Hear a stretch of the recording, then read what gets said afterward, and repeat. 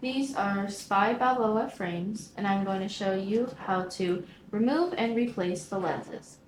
So to remove the lens, you're going to pull outward on the upper part of the frame while simultaneously pushing downward on the lens, like so. Again, you're going to pull out and push down. The lens should pop out fairly easily.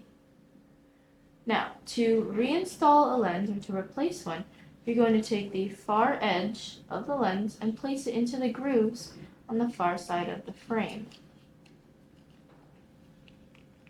Like so. And then you're just going to snap the rest into place.